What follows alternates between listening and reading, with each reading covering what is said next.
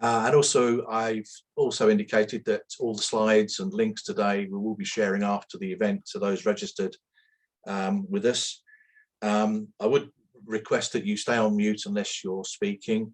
And if you want to speak, use the raise hand function in the Zoom system.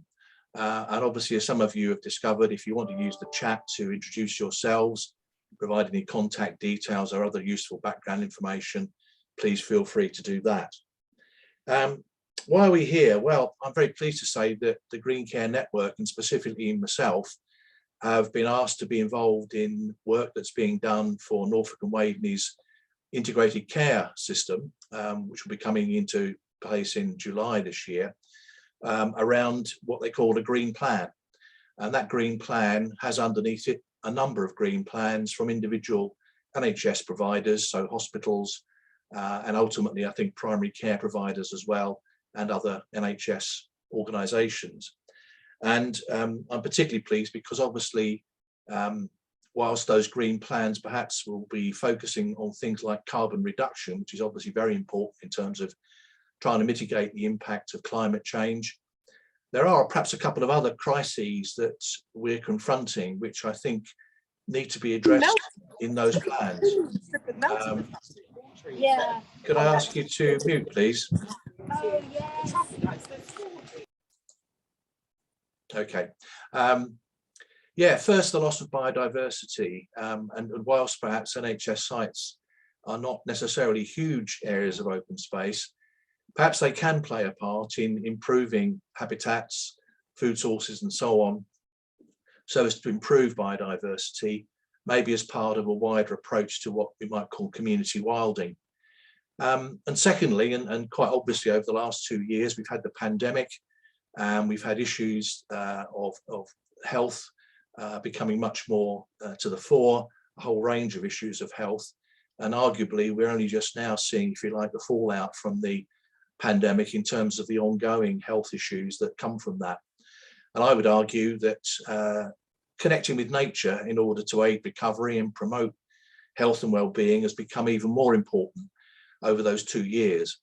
So we're here today really, I think, to explore ways in which NHS sites across Norfolk and Waveney might be inspired, encouraged and supported to develop projects that will enable people, whether that's service users and their families, perhaps the NHS staff that have done and continue to do such a wonderful job, or perhaps even the wider community to benefit from nature connection activities and projects on those sites.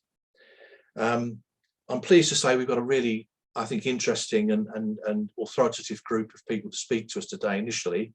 And you will have seen from the programme that you'll have an opportunity towards the end to share your thoughts and ideas and perhaps make connections that will help the development of these projects across NHS sites in Norfolk and Waveney. So without further ado, I'd like to kick off by asking Sarah Hanson from UEA, who's our first speaker today, to give us an overview of the impact, the health and well-being benefits of connecting with nature, because obviously that's an important place to start. Over to you, Sarah. Lovely, Nigel. You can see the screen clearly, hopefully, can you? Lovely. Well, it's lovely looking down the list of people who are here, and such an array of people in different organisations.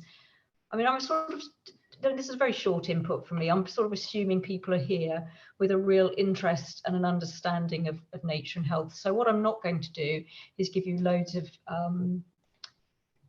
just lots of a whole list of research papers on the benefits of nature and health. In fact, we've actually compiled quite a lot of that information together already, and I put a link of that into the chat that's on our webpage. So, I'm just struggling to get my slide to go forward. Next. So what are we talking about? When we're thinking about health in the sort of terms that I'm talking about here, we're thinking about these sort of wider determinants of health. Certainly in public health, we talk about upstream health and these things that affect us that go way beyond our age, our sex and our genetics, which actually have quite a small part to play on our general health. So we're looking to these wider determinants And one of those would be the environmental conditions in which we live and the nature or the absence of nature that might be around us and how that affects our health. I'm also interested in this concept called salutogenesis, which you may have come across, which is thinking much more focusing on what makes us well rather than thinking about what makes us ill. And that's quite a different way, particularly, I should have said my background actually was originally nursing, and my nursing training was all focused on sickness. And I think you could still argue a lot of the National Health Service is a sickness service rather than us thinking actually, what is it about health and what makes us well? I think this paper is really useful. And we've got actually various special interest groups in the network, and one of them is animals. And actually, I apologise for people here, and I can see red wings because actually animals isn't in this model. But if you look on the far right-hand side, when we look at health and well-being, what are we thinking about there in terms of nature? Does it mean that our outputs are better, that we perform better, or is it about something about how we feel because we're in nature? Might it be that actually an absence of nature or chronic stress affects us in ways such as high cortisol levels that we can actually pick up physiologically? And we know there's aspects of nature and being involved in nature that can help to reduce this. Does it mean that our health and well-being is that we live longer, psychologically and physically in better health, or that we die earlier?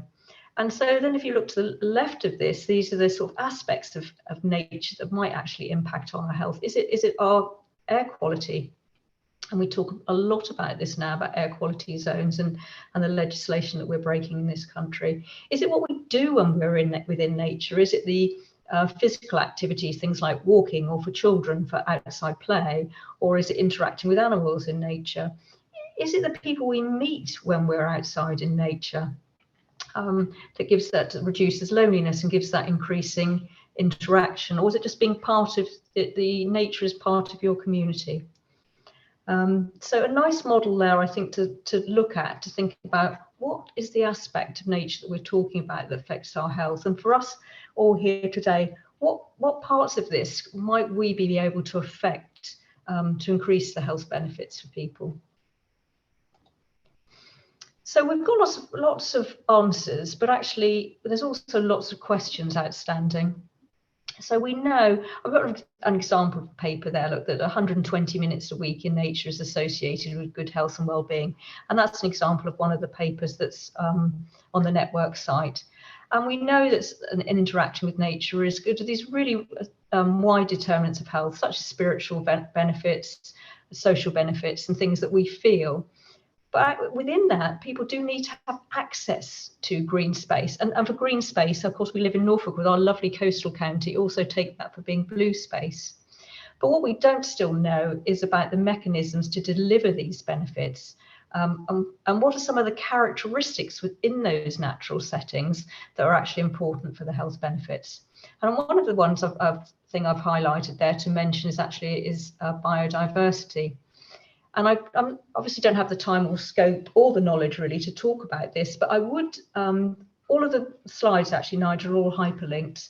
So do, if you're interested afterwards, have a look at the link here from a paper from 2014 that's got a little video on it. So as I say, there's so much that we don't know, but there's also so much that we're losing that we don't know. And this was a paper in the US looking at FDA approved medicines, and actually 45% were purely lab developed, and over 55% had a green component that comes with nature. I think we all know about salicylic acid and willow, but nature is so important. This could be biodiversity that we're losing as well.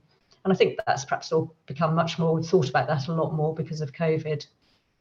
So another aspect of nature and health and what we also might lose for the things that we don't preserve. So this survey was in April 2021. Of course, we know 2021 was a very odd year.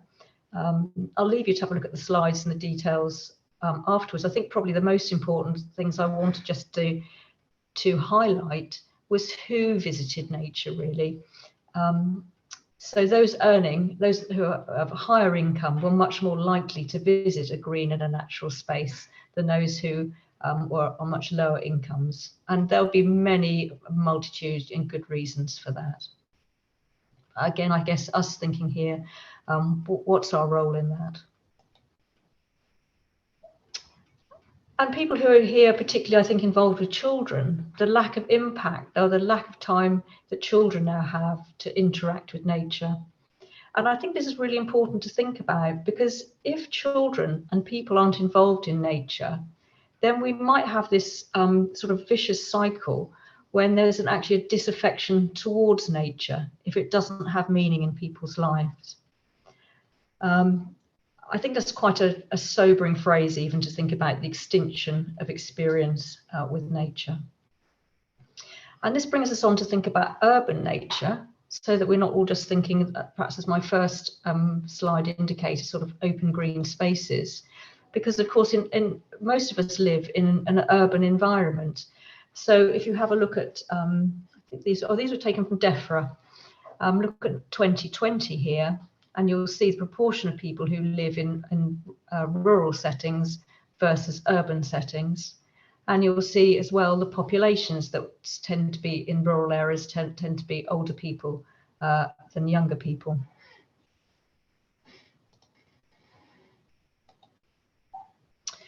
So let's think about how we might think about greening our urban spaces, and actually the benefits of, and again, I'm thinking these wider benefits to health of greening our urban spaces, because actually having green urban spaces and using our NHS sites perhaps better actually has the possibility of helping in air pollution, helps in noise mitigation for noise pollution.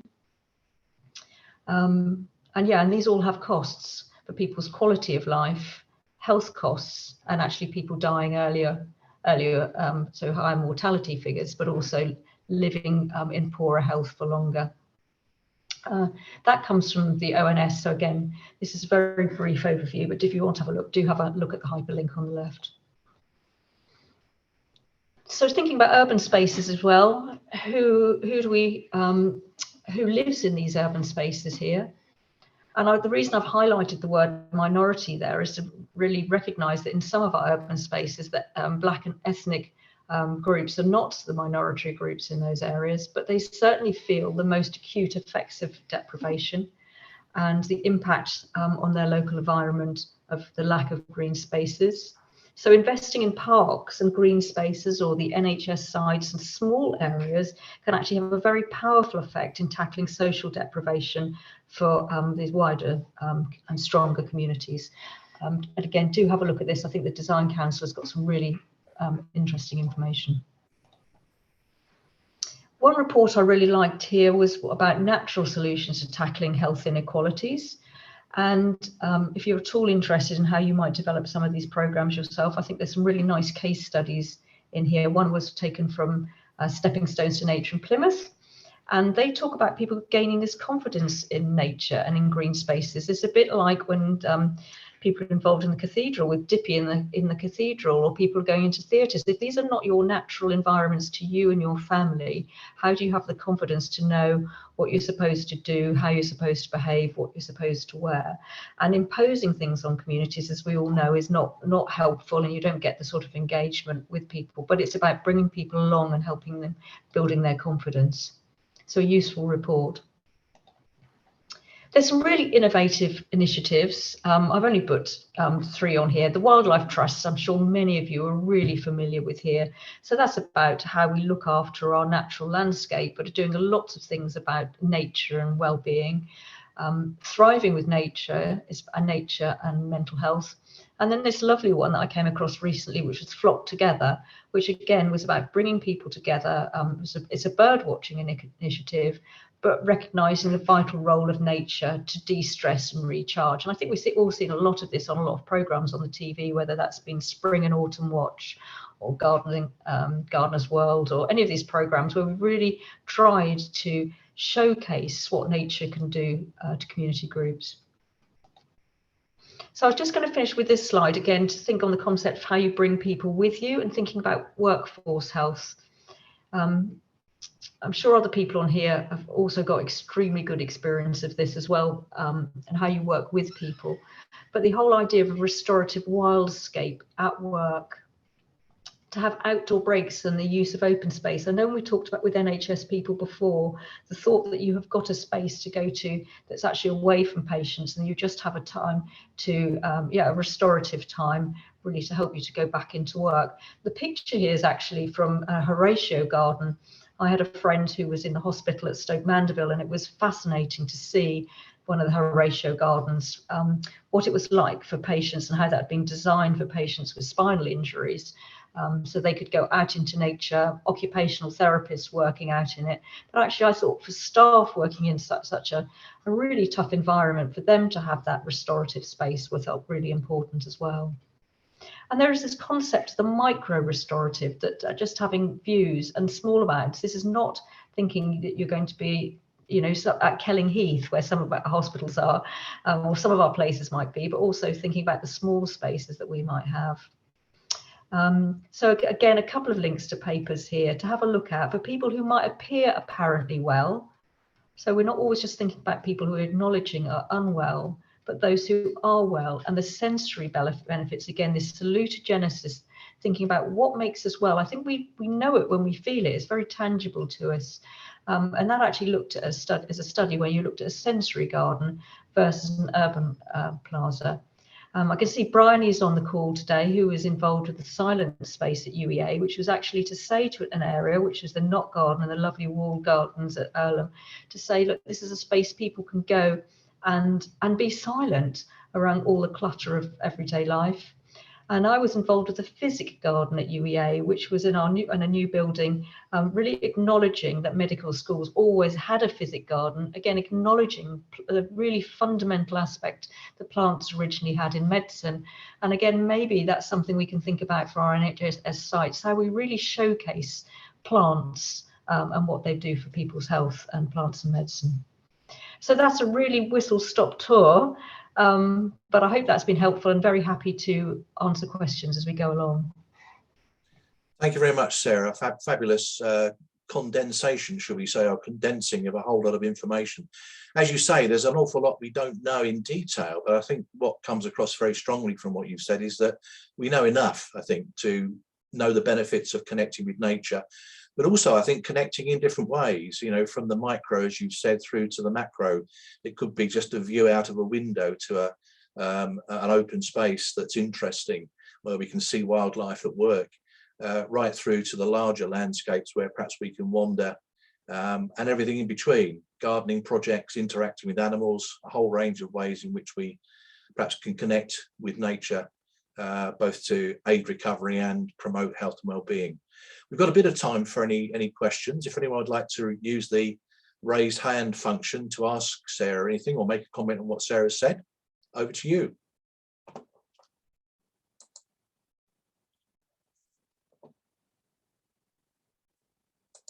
Come on, someone break the ice. We've probably got an audience that's very with us on this, Nigel, isn't it? I think we all know it and feel it, but I hope so. Anyone would like to add to affirm? I'd love to, but I can't find the raised hand. Don't worry, go ahead, Jill, you're in. I just think everything you say makes absolute sense. Sarah, we've seen such an increase in the amount of people that are appreciating local areas, and we've got commons around here, and I'm a director of the land management company that runs them, and we've seen so many more people out walking on them, and the number of species we've seen, and we have ponds there and all this sort of thing. And I think that there is a much wider appreciation of how walking in nature can help you physically and mentally. And I think everything you say is just spot on. Oh, thank you. And actually, it's interesting you mentioned ponds, just because I follow the pond group on Twitter, restoring ponds. And I actually haven't mentioned volunteers. So actually thinking about how I talked about bringing people with you, but the role of volunteers, I think, actually in things like pond restoration, nature habitat restoration. And so just that involvement with that's a massive health benefit in the creation of it as well. It is. I think that just to underline that, Sarah, I mean, I mentioned wider community involvement in perhaps projects on NHS sites. That's, I guess, a principal benefit that people might gain from that involvement, actually volunteering to help create something or run something, And we may hear some examples of that already, I think, happening across sites in Norfolk and Waveney. Anyone else want? I think even just Bryony's project, that, you know, the silent space, just having benches in space is so important as well. I'm sure some of you have heard of friendship benches as well, where people, you know, is a bench allocated or sort of designated rather, where people can actually sit and start conversations in nature. So sometimes there's an appropriate time for silence, and sometimes it's using nature to actually connect with others as well. Yeah. Did Bryony want to come in at all? Bryony, do you want to comment at all on Yeah, that happy project? to. Sounds good. Yeah, it was a really, really lovely project. So Silent Space is a national, I think it's a charity now, but it's a national thing. And I think it would be a lovely, like really lovely thing to set up in different NHS sites. We set one up at UEA while I was working on a project with students, talking about student mental health. And one of the things I think is quite nice and relevant here was how we worked collectively with a community of students to create the space for students to use. And I think it's about not only involving the wider community, but if you were to involve staff and even patients in developing these spaces, what that enabled us to do is something that we talk about in this like shoulder to shoulder approach. And we were able to use these sessions where we were digging and planting new plants and stuff like that to talk a little bit more openly about, you know, mental health, which is what we were talking about in our project. And doing something shoulder to shoulder, you know, I think we all understand it's much easier to have those conversations around sort of wellbeing and mental health than it is face to face. And it was a nice platform to be able to create that community of conversation as well as a space for the community to use in the future. Thank you. Did I see your hand go up? Eagle P, whoever you are, Eagle P. No. Right. Anyone else want to come in? For those who don't know, you should see along the bottom of your screen a whole lot of potential sort of buttons to press. And if you look for the one towards the right hand end, reactions, you click on that. There is a raise hand option in there if you want to use that. People are catching on already. Andrew first. Yeah, just a quick one. How much of this can be easy wins with voluntary groups sort of taking over existing spaces within the NHS estate?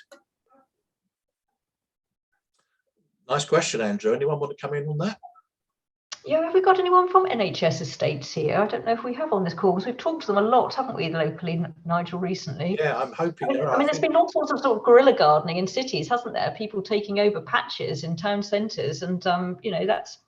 But I don't know how that. I don't really have any understanding of that for NHS sites. No. Anyone want to come in from the NHS side on that before we move on? Can't see any hands up. I know there are one or two people here, I think, looking at the names that are from something worth considering, though, Andrew. When we have our ongoing conversations, I think locally with the states, that's something to think about. Yeah. I know that the NHS Property Services have got several projects where they've engaged with local groups or the voluntary services, and are creating gardens they're repurposing NHS Property Services sites inside and out. So, you know, it's just connecting people that can help support the space and manage and sustain the space with people who've got the land.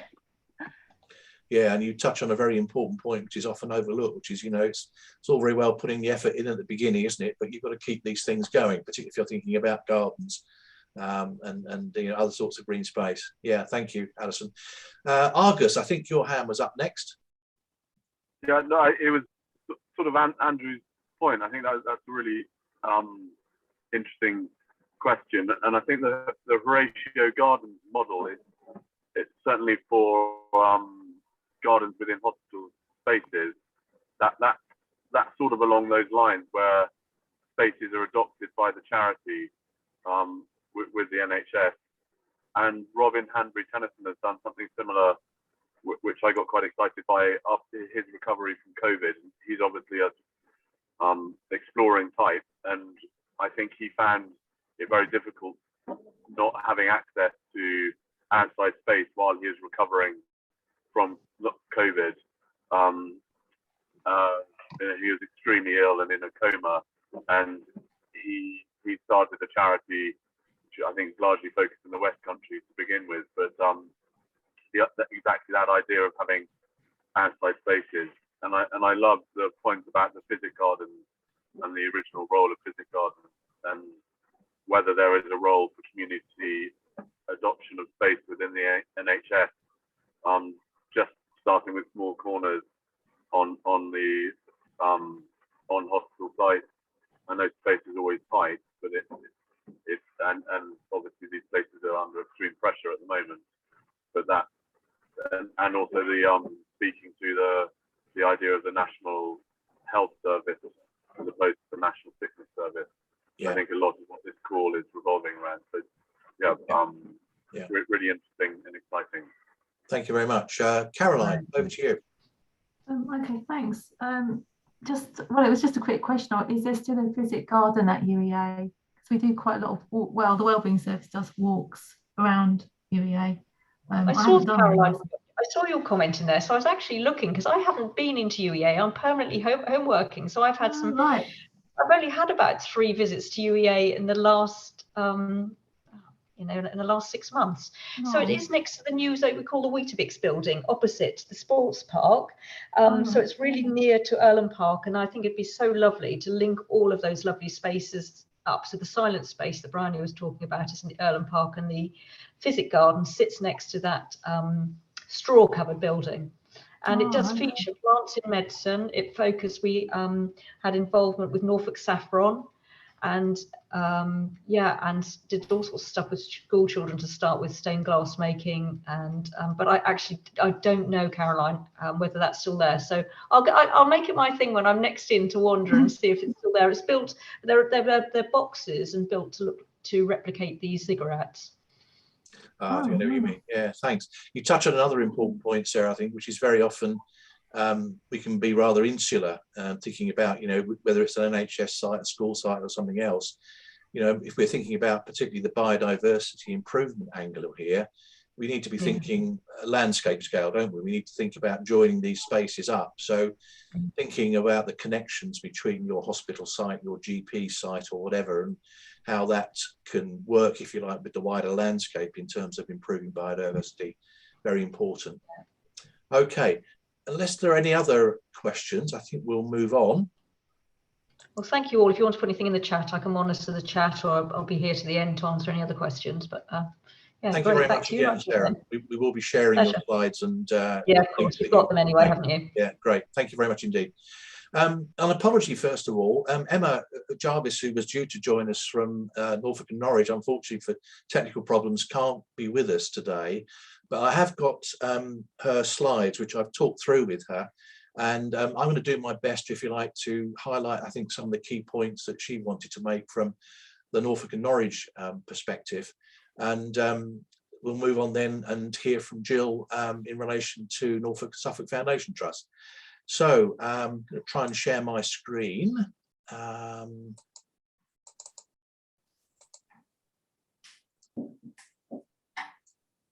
Yeah, okay. So Norfolk and Norwich Hospital, probably most people here know, was built, as you can see there, 20 years ago. New build hospital on the edge of Norwich. And Emma's presentation, I guess, was primarily, and not entirely, but primarily about the impact that new development has had on the surroundings, the open space, if you like, and the ability to use that positively to promote health and well-being. It's an acute hospital, obviously, which brings with it certain operational characteristics, which we'll come back to in a moment. But here, I think the point is that Emma wanted to make was that, a bit like when you move into a new house, very often the builders don't care about the outside. They will just strip the topsoil and dump their rubbish in the garden. And a bit like that, I think, here with the Norfolk and Norwich impact of soil impaction, water runoff and lack of topsoil are real issues for them. And the other issue that she wanted to highlight was this urban heat island effect that she refers to. A lot of concrete, a lot of brick, a lot of stone, and that's causing issues, obviously, for the environment of the Norfolk and Norwich. And that's being compounded by development in the surroundings as well. I mean, again, the location is at the centre of an area in West Norwich where there's a lot of development going on or been going on around Research Park and associated things. UEA is not far away as well. And you can see here that just looking at the site, that all the coloured areas are basically hard, and the green areas, the white, are pretty small in relation to that. A lot of tarmac, a lot of pavement, a lot of buildings. And that's those problems, I guess, have been compounded by some of the landscaping that was undertaken. Wrong tree, wrong location. And examples here of Serbian spruce and maples being in the wrong place. And you can see, I think the indications are on this right-hand picture that there's just 2 trees from the original 5 that were planted here remaining. There are issues of lack of water, but also lack of care, poor pruning, lack of attention to maintenance of the trees, and so on. But equally, there are simple solutions. Pruning can be done better. Water bags like this one on the left here can be used to feed and water plants that would otherwise just rely on runoff and rain. And mulching, of course, with compost, manure and other organic material can do wonders in terms of conserving moisture in the soil. Moving ahead, I think that Emma wanted to make the point that we really need to take a site-wide assessment of the landscape. And here is, if you like, the first of several slides, which shows a conservation-centred approach, as she calls it, where removal of some trees, those mostly dying cherries, you can see the red spots towards the bottom, and also thinning and coppicing in identified trees, trees that surround the site in this boundary here. You'll see if you look at the detail, the numbered areas, whilst we can take that overall site approach, there are what Emma would call pods, if you like, smaller areas, and these are these numbered spaces where smaller gardens have been created to provide opportunities to, going back to what Sarah was saying, you know, some areas for reflection, to be at peace with nature, perhaps at a difficult time in your life, and so on. So there is an ivy child rose garden, a playground, a chapel courtyard, and a friend's garden in these locations. Small but quite important. And the second map, if you like, plan here, looks at the opportunities, tree planting opportunities, both specimens and more general, both in terms of the immediate surroundings to the building, but in specific locations where they can perhaps make a visual impact. And mulch, which we talked about, the ability to use bark mulch to conserve water, and using opportunities to mulch areas in woodland when thinning is going on, using those brashings as they're called, or the broken up bark as a mulch to conserve water. But also thinking about ground cover. So looking at the ground cover lifespan in some of these areas, using water bags, looking at the priority conservation area. I was told by Emma that there is a row of elms that were apparently predate Dutch elm disease, and they have been proved to be immune to that particular problem. So a very rare, if you like, planting of elms that survives and needs to be looked after down in the bottom of the diagram there. But also, I think, taking a wildflower approach to some of the ground cover. And again, the plan here looks like reviewing the opportunities for wildflowers, bulbs in some of the garden areas, but also woodland areas, and obviously associated with some of the tree planting that I was just talking about. Before I come on to the final slide, I think that really, I suppose, sums up this conservation-centred approach to looking after the site and looking at the site as a whole as a way in which to reduce the heat island effect, conserve water, and provide opportunities for service users, their families, the staff, etc., to connect with nature, if you like, in what is otherwise a very heavily built up environment. I think it's also an example of where pods, as Emma refers to them, or smaller spaces, can be used to provide places for reflection. This is an acute hospital where the scope for ongoing, if you like, gardening projects is perhaps less than those spaces that have longer stay patients. So the emphasis perhaps is things on like sensory gardens and places for connecting with nature to reflect, meditate and so on. But Emma also talked about opportunities for bringing art, bringing nature, should I say, inside the hospital through the use of art. So bringing nature inside is one approach that she takes, and she is, I think, involved particularly in the artistic side of things and internal design questions and commissioning designs and artists and so on, but also referred to the irony of actually creating inside nature whilst not looking after particularly well the outside real nature that exists. And there's perhaps a rebalancing act that needs to be done on this site and maybe others. Emma also referred to the importance of consultation with service users, families, staff and others on projects to enable nature connection, both outside and inside the hospital. Finally, I think this final slide underlines the importance of getting advice and information from a whole range of different organisations to help in that better management of the overall site and perhaps creation of these smaller spaces that can play a very important part in the health and well-being of everyone connected with that site. That's all I think I've got to say. I'm happy to try and answer some questions, but you'll appreciate that I'm doing this sort of third hand. So any observations or comments really on what I've said?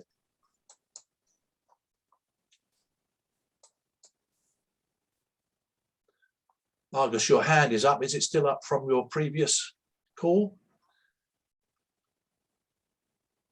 Yes, no, apart from agreeing with you, it was up from the previous call. Okay, right.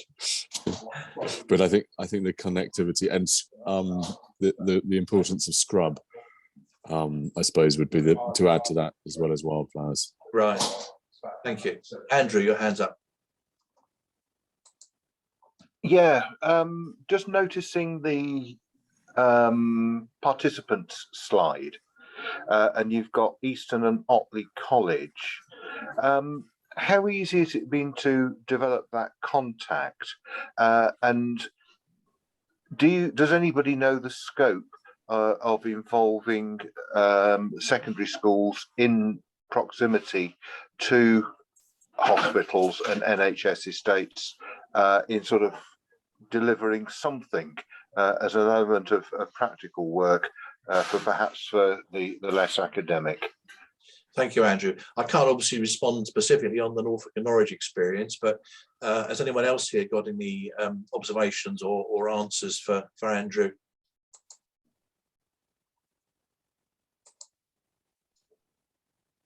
Any experience of trying to involve secondary schools at all? No, doesn't look like we've got anything for you, Andrew. Sorry about that. Sorry, I was just going to butt in, if that's okay. It could just be worth giving them an ask. Some people come to us because some students can't cope well in the classroom and want to do things outside, so they do want to do things like outdoor learning. So if you do have opportunities for gardening and things like that, it might be worth an ask. Just simply asking, I'm sure they'll be interested, or happy that you did. Thank you, Charlotte. Yeah, good idea. And again, some of you may know of a project called the Papillon Project, which is going great guns at secondary schools and colleges across Norfolk in providing opportunities for allotments on those sites, which are developed and run by the youngsters there, as well as staff and volunteers. So I guess there might be some expertise, if you like, and interest from projects like that to get involved in nearby hospital sites. Alison, you got your hand up.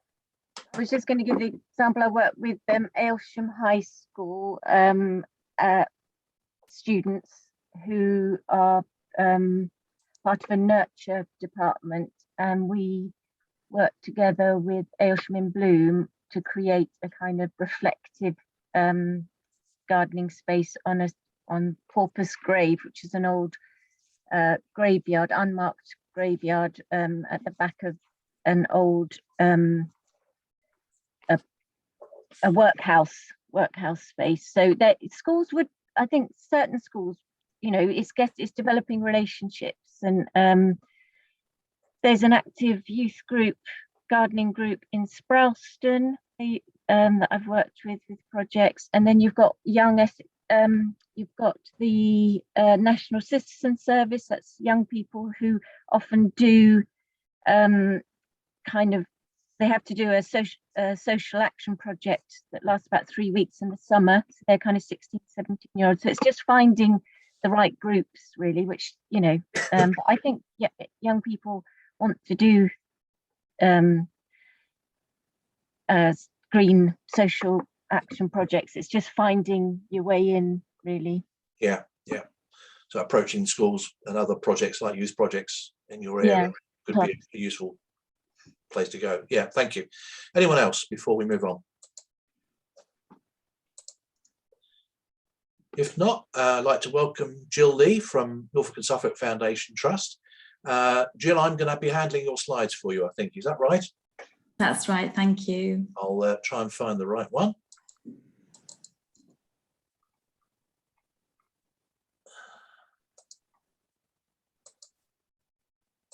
Okay, over to you, Jill. Morning, everyone. I work for the Norfolk and Suffolk NHS Foundation Trust, and we cover the whole of Norfolk and Suffolk. And primarily my role is sustainability, energy and waste manager. But I was very interested in this project because we've been doing an awful lot of work over the last few years with our staff, our service users, and welcoming the local community onto our sites. So if we can go to the first slide, please, Nigel. So we've got about 4,300 staff, and we have over 50 sites across Norfolk and Suffolk.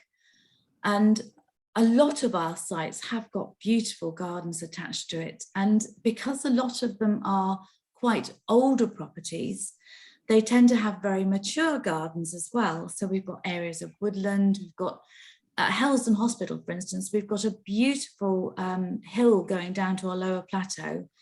And that has an exercise route wound in through the trees with items that you can balance on or jump on. And it's actually really lovely because we get a lot of people who also walk their dogs down there, who take children, the children can play on it. And even though we're a hospital site, it's brilliant to be able to welcome the local community in to the centre of a city.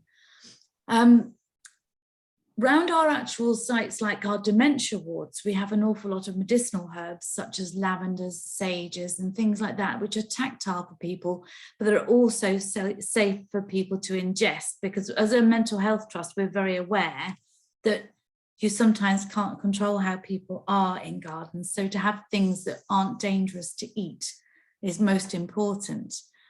So the other thing we've got, because we've got some very large, well-established trees, and that also brings a lot of wildlife into the area. So many of our acute wards have got hanging baskets, have got feeder area stations outside the windows that are replenished on a regular basis, which means that our service users may well be inside in a restricted area, but they can still see and engage with nature through the windows, which is very important. We're also on the Suffolk and Norfolk bee line. And what we've been doing is encouraging planting of things that will encourage the bees to come. And the way we look at the Norfolk-Suffolk bee line is almost like a motorway for bees, which means they can stop off at food stations and replenish water and sugars from flower nectars, all this sort of thing. We do look at planting as well. We did a massive amount of planting about 3 years ago on the hillside going down. We put in there everything that bees would want.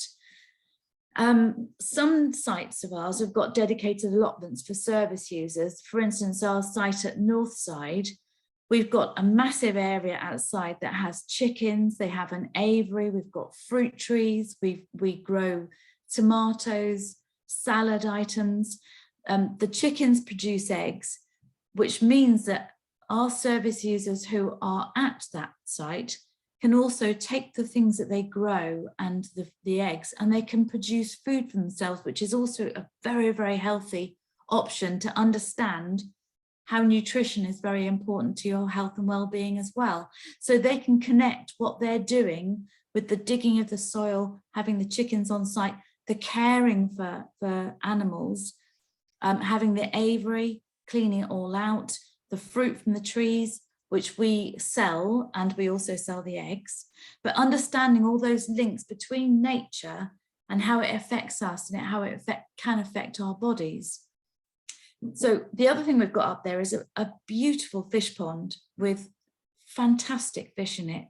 And service users can sit around the edge of the fish pond and just watch the fish. It's a very calm area with an overhanging area over the top with beautiful climbing plants, and it smells delicious in the spring and the summer. And I think that's all part of the experience, is them being able to use their senses in a really good way. Our dementia wards have also got established gardens with things like, I've got some pictures actually on the next slide. 1 or 2 of them are down in places like Lowestoft. So we've got gardens that are oriented towards local interests, boats. We've got gardens that have got green areas with life-size animals there, like sheep and lambs and pigs and things like that, things that a lot of people in the dementia wards like to walk around. And we've got big walking pathways so that some of them can take prams if they want to, with baby dolls in there, so that they feel that they're back doing things they would have done in the past, which gives them the fresh air and the exercise and helps retain memories for them. And those walks also have a lot of herbs and I was down there last week, and the daffodils are so pretty at the moment. It's really, I think, very inspiring. So next slide, please, Nigel.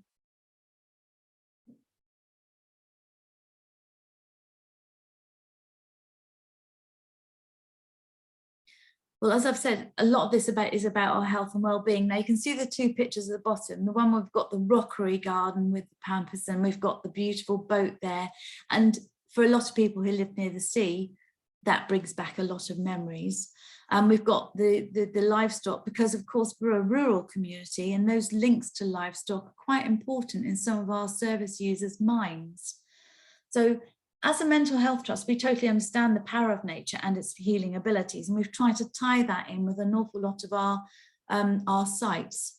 So we encourage service users to help with a lot of the schemes we have, the walks through the wooded areas, helping out on the allotments, keeping the aviary and the chickens, planting vegetables, or just sitting and just enjoying what's on around them. We also encourage staff to walk. I've taken the staff on quite a few walks on Helsden Hospital, and the number of them who didn't even realise we had such beautiful surroundings. It's quite shocking, even though we advertise it quite heavily. So it's just getting people engaged. And I must say, Nigel, I got in contact with Kerry again last week after what you sent me, and she's going to start those walks again now. So that's really good news. We also found rare orchid species on some of our sites. So we protect those by cordoning them off and allowing the grass to grow up heavily around them. On the larger sites that have got very, very big fields, we don't cut all the grass. We leave all the edges, and we leave it to grow to a full height. And then we just cut a swathe through it so people have a pathway to meander through it all, because those areas get a lot of natural flowers like the daisies, or the taller daisy-like flowers, and all the grass heads and all that sort of thing, which is really beautiful to see and actually quite relaxing when you go out and take, I mean, I've taken loads of people out on picnics to sit out there, because it's just nice to get out of the office for half an hour in the sunshine on a rug with a picnic and chatter. And it just makes you feel so more enthusiastic when you go back into your office, knowing that you've had that half an hour of quality time. So next slide, please, Nigel. Oh, no, that's back one. Thank you. So we think that having sites accessible to everyone, obviously people can't go into the acute ward gardens, because we've also got on our acute wards, we've got internal gardens that are beautiful, peaceful spaces that are open to the sky. So you can actually sit in there and look at the sky. Those ones wouldn't be available to the general public, but they are used by our service users, visitors and the staff. We've got beautiful spaces accessible by the community. We enable people to exercise in areas that's free of charge. The community awareness is very strong, because we get a lot of people walking their dogs and bring their children. It means that we're encouraging inclusion for all parts of the local community, which is especially important with mental health, because so many people don't understand mental health and shy away from it, thinking it's too scary a thing to face up to. So I think that if they can walk in places where we have service users, it's a very important link with our community. So the exercise equipment's available for people to use. We have a lot of seating. So we've got picnic benches. And this is a lovely story. I was out on the ward one day, and there was a very anxious young man who was really on the edge, and everyone was warning us not to go near him. I stopped and said hello to him, and I saw him 2 weeks later out in the gardens, the communal gardens for the public and everything, at a picnic bench with his mum and dad and his dog. And the difference in his well-being and the way he was astonishing. And I went and sat and chatted to him to say to his mum and dad the difference between how he was in that open area with his family and his pet to what it was when he was in the corridors of the acute wards. And I think that shows exactly the effect that nature can have on people. So we've got lots of areas for people to eat and areas for our service users to also meet their families and visitors. Next slide, please, Nigel. And this just generally sums it up for me. Our trees give us a cleaner air. We've got absorption of carbon dioxide through them, and we have got lots of trees. It reduces our carbon footprint. It helps look at the local area. It encourages local wildlife and habitat. The trees also provide shade in hot spells. I mean, it's glorious sat under those great big pine trees when we're having really hot weather. And it's just areas that can be appreciated by everybody. And I think that's a really important part of us being in the NHS, that we're helping not just get people better, but helping them stay better through looking at what they're doing and what they're engaging with. So next slide, please, Nigel.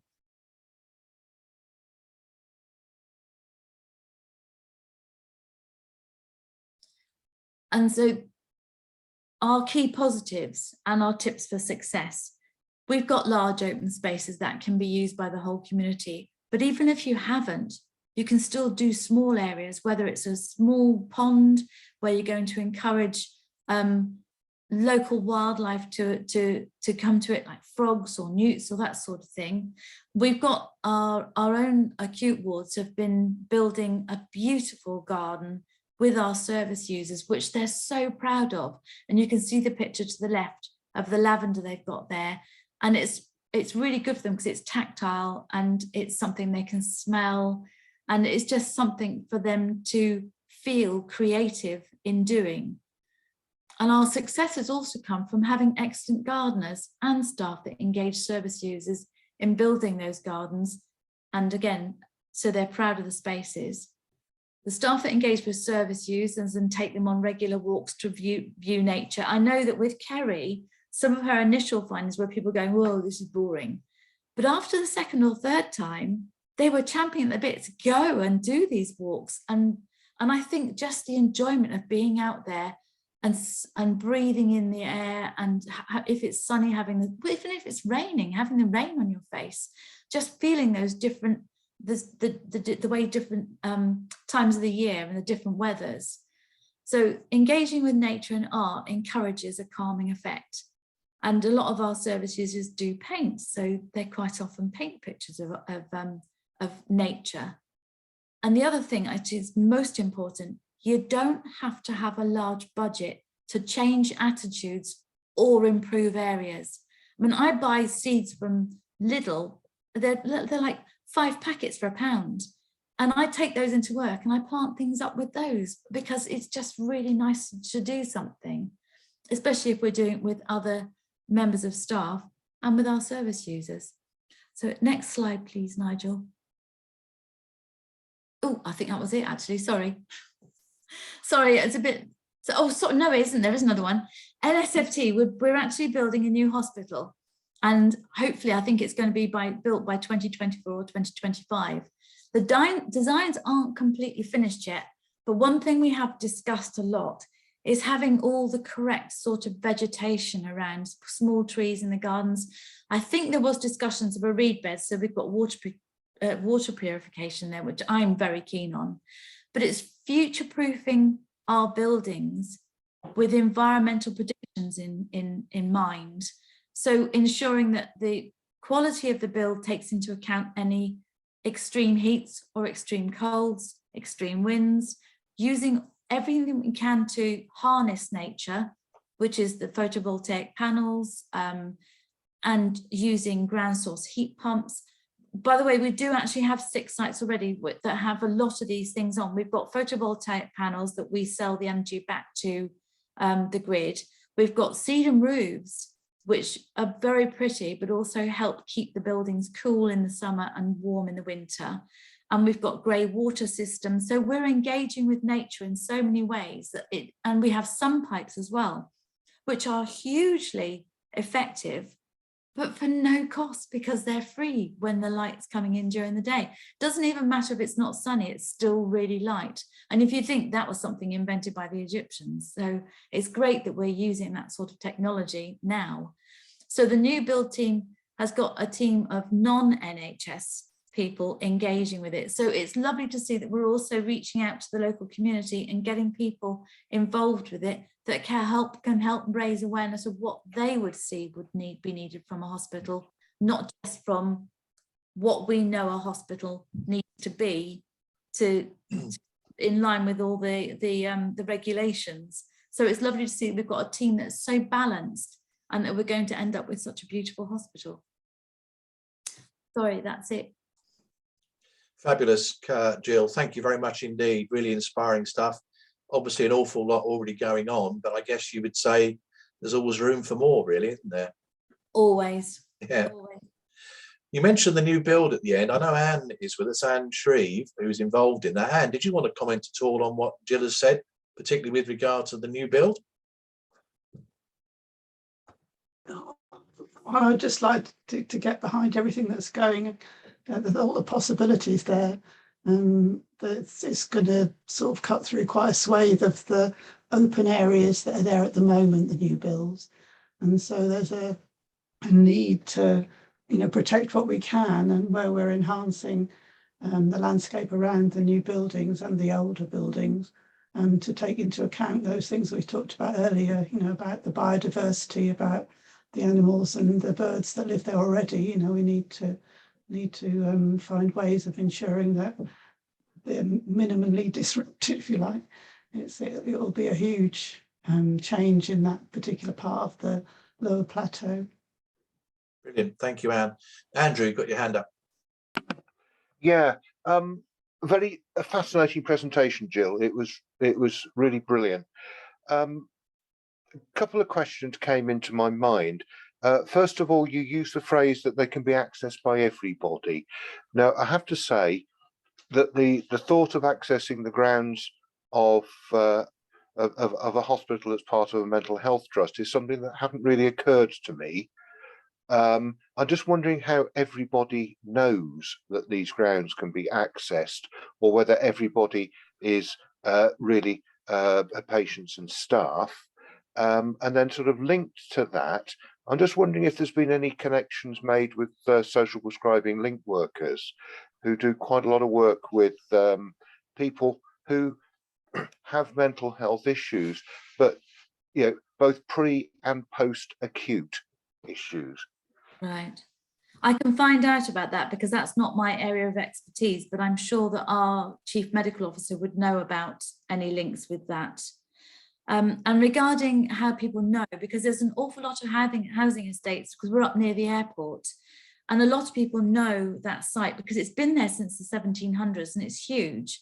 And because we don't have any barriers to not allowing people in, we've got fencing around the acute wards so that the service users can go out into their garden but still see the wider gardens outside.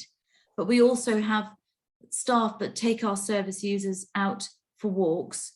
Then we've also got service users that have visits from family and friends and like I said, pets, and they can go and use that community area as well. But a lot of the local community know it's there and they walk their dogs down through because it's so huge from the top on Drayton Road right down to the bottom where it goes into Drayton Village. It's actually such a beautiful area that people just know it's there. Yeah, I don't live in Drayton, so I didn't know that. But when I'm next riding my bicycle through, I will stop and have a walk. Yeah, well, you can actually ride through the centre of it because there is a roadway running through. It's quite narrow, and we've got a lot of parking space up there. But there's the picnic benches are there, and we don't stop anybody from using it. Thank you. Really underlines the importance of trying wherever possible to help NHS sites connect with their local communities, isn't it? Yes. Just to make them available for the sorts of things that Andrew's talked about, riding a bike or whatever. But equally, as we've already heard, getting involved and working with staff and other volunteers to make opportunities happen, really. Yeah, Charlotte, we used to have an annual fete, by the way. We used to have an annual summer fete where we invited everybody from the local community to come, and that was very, very well. Sorry, a lot of people came to it, so it was really, really good. But we stopped that obviously since COVID. So yeah, great. Charlotte, you wanted to come in? Hi, Jill. Yeah, thanks, Jill. Really interesting and commendable work that you're doing.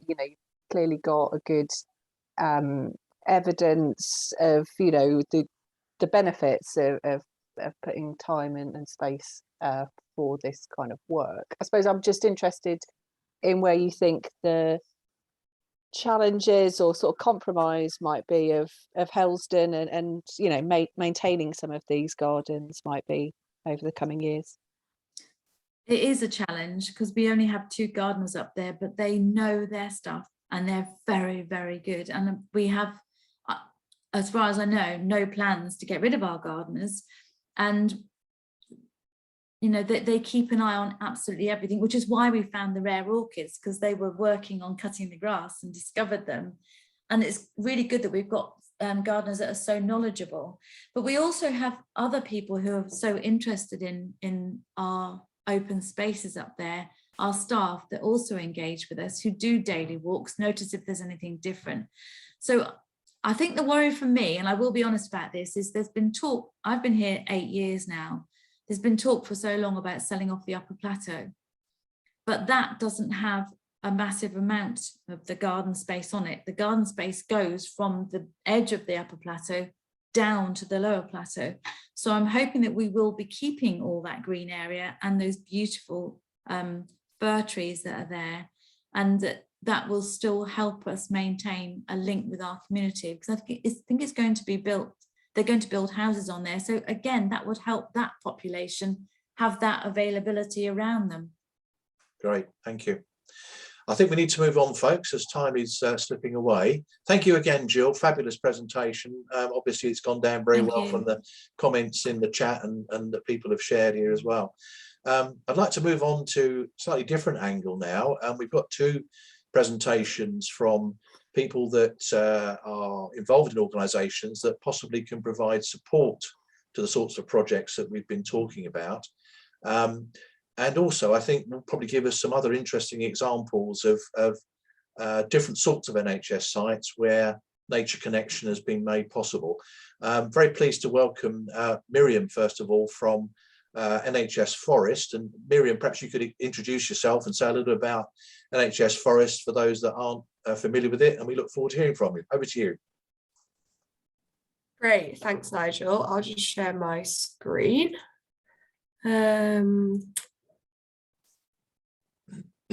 There we go. Quick thumbs up if you can see that.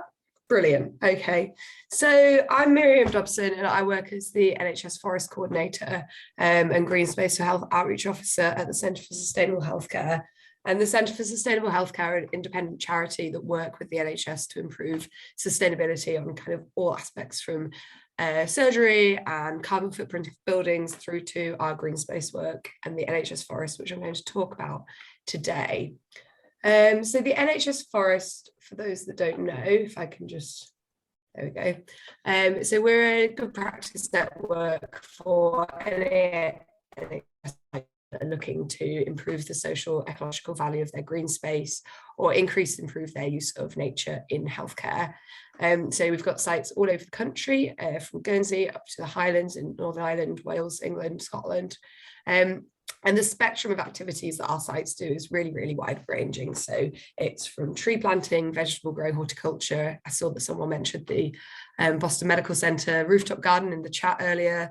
We've got various sites that are doing kind of horticultural work and growing food that then supply the hospital kitchens, orchards, meadows, kind of therapeutic use of green space, walking for mental health recovery, and then integrating art into that as well. So really big spectrum of activities that our sites do. And alongside that, we also support with a sort of with an annual conference and an awards scheme, with supporting people with research, evidence, helping them with designing green spaces, tree donations, and I'll talk about all of that now.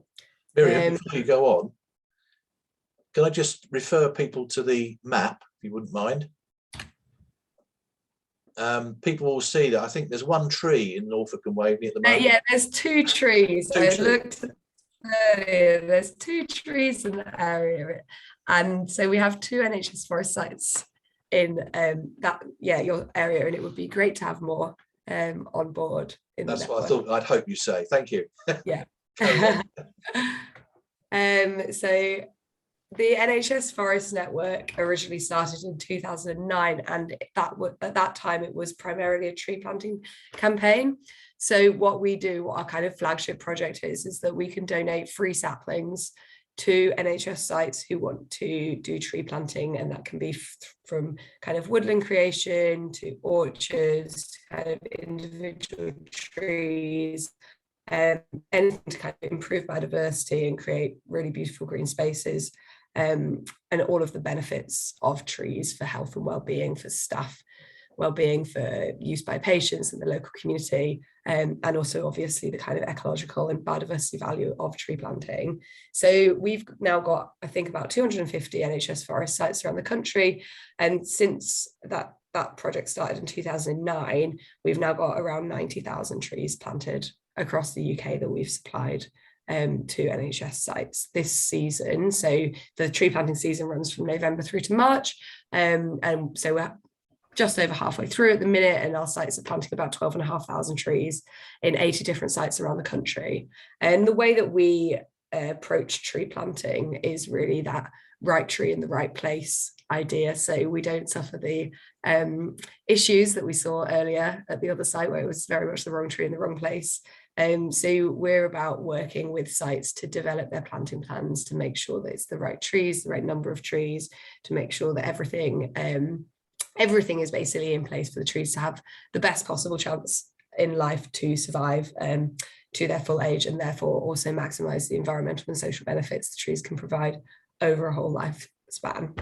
But we aren't just about tree planting, we're really kind of about creating a good practice network for the whole spectrum of activities of green space that kind of went over earlier. So horticultural therapy is one that we've really been working with recently, and we've got some amazing sites doing really, really amazing things with gardening. So the picture on the left here with the really nice mural is from Highbury Hospital Community Garden in Nottingham, and they've got a raised bed for each ward, and they run kind of gardening therapy sessions that when the service users leave and go back into the community, people have the option to connect with local gardening groups. They can be given kind of like little gardening packs to take home with them if it's something that they've been particularly interested in doing whilst they've been in hospital.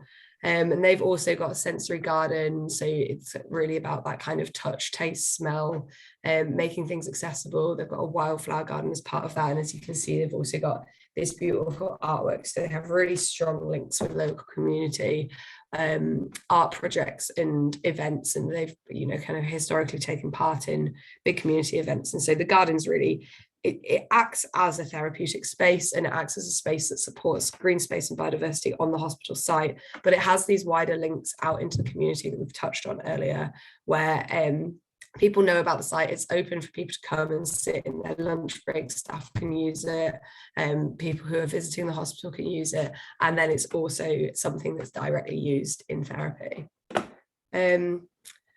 So one of the other things that we do as part of our green space work that we started a year ago now is employing nature recovery rangers. So we got funding from DEFRA to employ 3 nature recovery rangers who are full-time members of staff at 3 hospitals in the UK. We have one in London, one in Bristol, one in Liverpool, and their job is to run a huge spectrum of nature connection-based activities on their specific site. So they're really integrated into the hospital. They work there, they work with staff, and they do things like No Mow May and allotment gardening and nature connection sessions, and just an amazing amount of kind of educational activities, as well as looking after and developing the green spaces on each of their sites. And on our website, and I will pop a link in the chat when I've finished speaking, we've got a really nice little like 5-minute long video about the really kind of culturally transformative impact that the Rangers have had since they started working even just a year ago. And to the point where all 3 of the hospital sites that we employed the Rangers on have either secured or are now actively looking for the funding to make sure that they can be employed for at least another year. And we're also working with a number of other hospitals to help them identify funding opportunities so they can have their own rangers, which we now have the experience of kind of supervising and providing work programs for. And that's something that we're really excited about because it's had this massive impact in a kind of site-specific way. And yeah, the impact's been amazing. The kind of transformation of the hospital grounds and of the culture of just people going outside for a walk or going outside for a meeting where they wouldn't have suggested going outside for a meeting before that. It just has this knock-on effect for the health and well-being, as well as addressing the ecological issues and the biodiversity issues that are involved in hospital sites as well. So there's another way that we can kind of work with people if they were interested in rangers. We have a job description if people have got their own funding, or we can help identify funding that might be available. And then my colleague Athena supervises the rangers and their work program, and then they all know each other and can share ideas and resources. So we also work at a research and policy level. So another way that we can help NHS sites is by helping people with that evidence-based side of things, with the reasons that we're doing all this work, and we contribute to policy in that way. But then on our website, we also have a resources database. So we've got on our website a green walking and mental health recovery guide, which is a guide for setting up green walking groups, specifically directed at occupational therapists who want to set up green walking groups. We did some research in 2020, produced a report called Space to Breathe, which addressed the importance of nature for staff wellbeing on NHS sites. And we've also recently done some more work on access to nature and equitable access to nature, which is a really important issue when it comes to preventative healthcare, and speaks to the NHS as an anchor institution with that real responsibility for the public health and health of the local community around hospital sites, and valuing nature and campaigning for better access to nature, therefore to improve the community health. And that has really important knock-on effects for the long-term sustainability of the NHS, with reduced dependence on medications and reduced need to travel to hospital for appointments, with just better overall public health as a result of better quality green spaces and connection to nature. So here's a kind of brief list of the ways that we can help, but obviously also anyone's welcome to email me and have with any more specific questions at any time.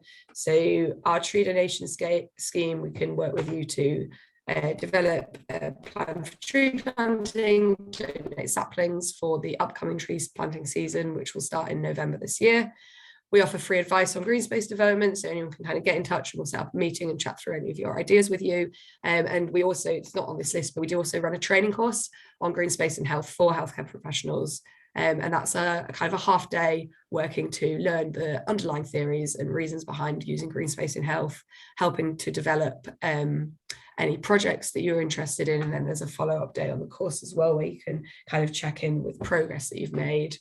We've got the evidence and resources database on our website. We've actually got a new website launching in a couple of weeks. So I would say the current website is, like, as a result, now quite out of date, because we've been working on the new website that should be live by the end of February, and that's going to have a massive resources database and case studies and all sorts of things that would be really useful just to sort of browse through. We run an annual conference and awards scheme. We've got the nature recovery ranges, and it's really an opportunity to be part of a national network for nature and health. So if you're interested in setting up a project and you want to be part of the NHS Forest, you can come to us with your ideas, and we can put you in touch with other places around the country that may have done similar things in the past. So yeah, I hope that's all useful. Whistle-stop tour of the NHS Forest, and I know that we're running a little bit behind schedule, so happy to either answer questions now, or I can, like I say, feel free to email me. That email address on screen now is where you can find me. Brilliant, Miriam. Thank you very much indeed. Fabulous presentation. I'm particularly struck by the Nature Recovery Rangers experience you've had now, and I guess there's a model that is proving itself for the reasons that you've said. People want to invest in it and keep it going. That might be something that people on this call will want to find out a bit more about, perhaps. Thanks again. I think I'll just take one question. I see, Anne, you've got your hand up, and I think we do need to move on because time is short. Anne, over to you. Nigel, as a volunteer who tried to improve ward gardens at Health and Hospital, I very much was inspired by your nature recovery work. I've heard you talk before, and I think it's inspirational. There needs to be a lead in the NHS institution on the site, and it doesn't work with just volunteers, or just you can't do that. You don't have the authority, you don't have the person power, you don't have the organisation, you don't have the network into the organisation. The Nature Recovery Rangers are absolutely inspirational, and the support that you give them to enable them to do their work is essential. Thanks, Nigel. Thank you, Anne. And again, you underline a very important point, which I think is this getting commitment from the top, if you like, within each institution to make these things happen. And, I mentioned at the beginning my involvement in the Green Plan work. I mean, that seems to me to be a very great opportunity to get that commitment in a plan form, which then will hopefully lead on to investment and development along the lines that we've been hearing about. Thank you again, Miriam. Fantastic. Again, we will be sending out links and sharing materials so people can follow up with you if they wish. I'd like to move on now to Alison Findlay from the Royal Horticultural Society, who's, I think, going to give us some examples of other sorts of nature connection, other locations. We've heard a lot about hospitals so far, but we mustn't forget the primary care sector, GP surgeries and the grounds that surround their premises, and other possibilities, ambulance stations, whatever it might be. But also, I think the help that probably the RHS might be able to give as well. So, Alison, over to you. Hi, everybody. My name's Alison Findlay. I work as the community outreach part of the RHS, which isn't probably that well known. When you think of the RHS, you think of the big flower shows potentially, we also have 5 gardens and a big membership with the UK's biggest gardening charity. So I'm just going to start with a video that takes us to, it kind of takes us from Chelsea, but showing how sometimes some of the show gardens can actually be relocated. And in this case, it was relocated to a mental health trust. So let me just, hopefully I can find it.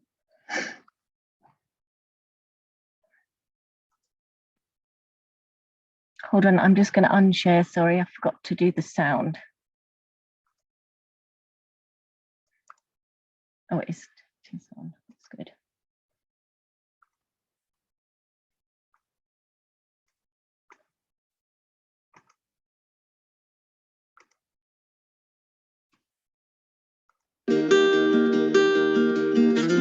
My name's Andrew Kingston. I'm a occupational therapist, but also have a training in horticultural therapy. Back in 2018, we heard about the competition that the RHS was running in partnership with the NHS to win a garden from the Chelsea Flower Show. And the result was that we won, and the space that I'm sitting in now was transformed as a result of the generosity of the RHS. This space beforehand was really not much to write home about. There wasn't anything to pull people out into the space. And that's the real crucial difference between then and now, is that now it's an inviting space and people naturally want to be out here. This is an acute psychiatric ward, so obviously the people here don't live here all the time. They're people who need to come here at a time when they're at their most ill and most vulnerable. To be able to have a way to relate that is not all about illness. And a garden gives us an opportunity to relate to people in a really different context, saying, well, hey, let's talk about the tomatoes, or let's work out what needs deadheading. And we're having a conversation then which is not directly about them as a person. It's about something we've got a shared focus on. Oh, it's lovely to have this garden, actually. It really is. It is. Having to see the garden was so like a bonus for me. It's also like a remedy for the mental health well-being. We tend to encourage our patients as well to make use of that. And most of them, they've also testified as well, having benefited a lot for that, for the garden as well. So it's been really, really amazing.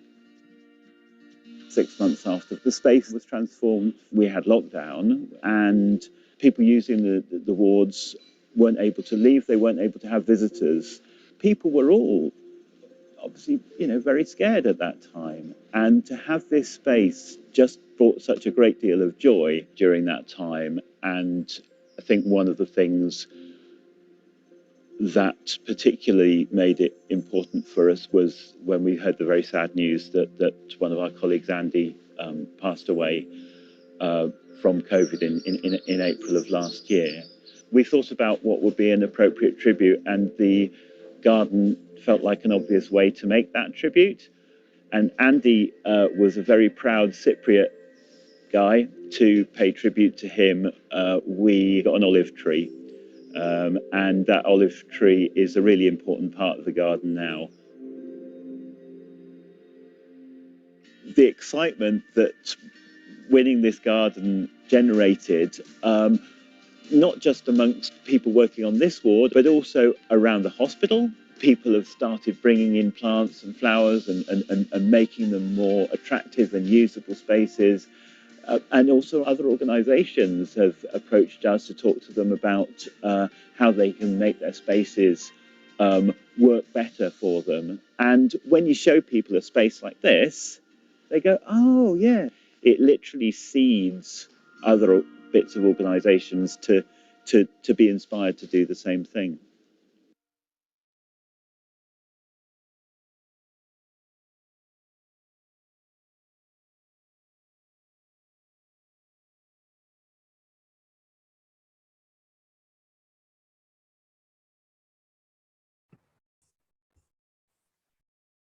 Sorry, I was chatting away on mute then. Sorry. I'm just going to share a presentation that explains a little bit more about what the RHS is doing now with wellbeing, and then a project that I personally have been involved in. So, sorry. So here we go. So the RHS Wellbeing Programme, creating wellbeing benefits for everyone through plants, gardening and growing. So that could be our gardens through our website, but I'm going to highlight some of the active programs that we're running.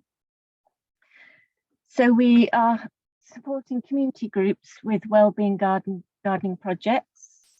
We are making wellbeing the focus of our schools offer through an online resource, as well as training for teachers and practical digital resources. We have a wellbeing grants program that's open to community groups now. I think closing date's March, and I'll leave you the information about that.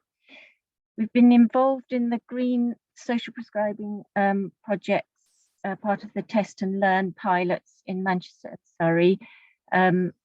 And we have a wellbeing research fellowship that's looking at the design factors and the impacts of sensory planting, wellbeing gardens and other social research programs that are in development. And we're looking into developing a flagship healing gardens in large healthcare settings. So the first flagship garden is actually in London, the University Hospital Lewisham.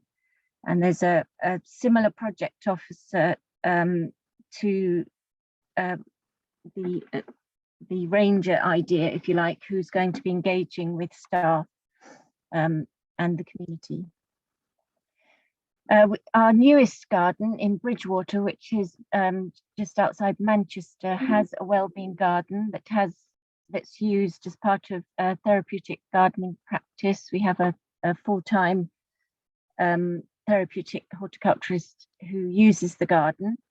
And this garden was developed with the community and other charities such as Thrive, who helped, and Age UK, who helped Ben Brace, the designer, come to the final design. And I wish I had some real photos rather than the design, but I'm hoping to have those later on. So do get in touch with me if you want some more details. There's basically 3 areas to the garden that kind of reflects how a garden can be used for people's well-being. So there's a kind of busy hub-like safety area with lots of active growing raised beds of different heights, and people can garden together or they can garden on their own. Then there's these mindful circular routes that help people interact with the garden and be in the garden. And then the whole space is surrounded by a kind of green planting that's much more introspective. It's a place for people to disappear, to sit on their own, and to really kind of look inside themselves in a green space. Matt Kitely, whose garden was moved to the Highgate Mental Health Trust, he has come up with a series of top tips for wellbeing garden design, and I've just summarized them here. So growing herbs and scented plants, as well as the kind of aesthetic ornamentals, because herbs and scents have a real trigger to memories. So it's really important for people's well-being. He found that mauve, blue and white flowers were most calming. Introducing grasses and plants with texture and movement can help with people's well-being, keeping them calm and helping them interact with the garden. Having plants and features that attract wildlife, keep the garden buoyant and alive, and provide other interests within the garden.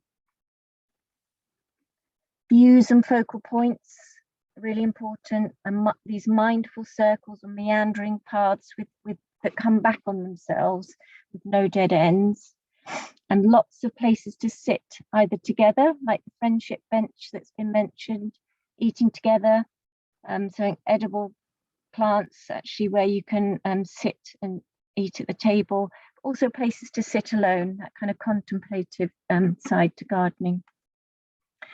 So my involvement over the last kind of year or so has been in a social prescribing garden in Chelmsford, and it's behind a GP surgery, Henderson House Surgery. It's in partnership with Chelmsford Voluntary Services. They've got the contract for the link workers, the social prescribing link workers, based at a number of GP practices across Chelmsford. And they came to the RHS for practical support in creating the garden. And that's kind of evolved over the last year. So I was able to visit the site pre-lockdown. So this takes us back to kind of February 2020. So it's really important to assess a site, what wildlife values there already, what plant values there already, how the site will affect what you can grow, the access, all those kind of things. Access was a really difficult point here because of this fire escape blocking access to wheelchair use, and so we had to negotiate a new access to the garden. There's already lots of nice kind of wild plants that have invaded that we want to keep, and that's the view over to the park. So I began in March 2021 with a group of people who've been socially prescribed onto the project. So these were people with mild mental health issues, that the GP didn't want to prescribe any medication. Some people had bereavement.